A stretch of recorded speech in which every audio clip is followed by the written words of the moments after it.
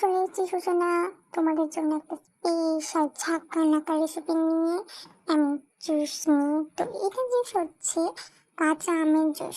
তো এই জন্য আমি দুইটা কাঁচা আম নিয়েছি, মানে একটা বড় আর একটা পুচকি। তো এই আমগুলো ভালো মতো ধুয়ে নিলাম, তারপরে ভালো মতো কেটে একটা ব্লেন্ডারে দিয়ে দিলাম। আর শুধু আম নিতে হবে না, অনেক টক। তো আমার পুচকু আমটা থেকে কি করতে হবে, ওটা তো দিতে হবে।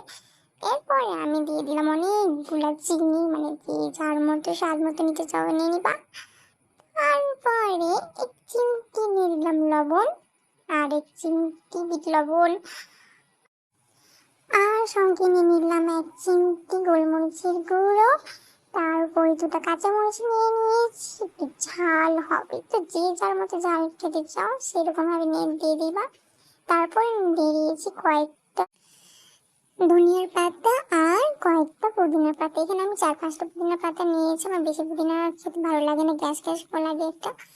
তো তারপরে পরিমাণ মতো পানি অ্যাড করে নিলাম। এরপরে ঢাকনাটা ঢেকে ভালো মতো এটাকে ব্লেন্ড করে নিব, কোনো জন্য কিছু না থাকে। তো যাই হোক, আমি আমার জন্য একটু লবণ আর শুকনো মরিচের গুঁড়া নিয়ে নিয়েছিলাম, মানে আমি কাঁচা আম খাবো তো।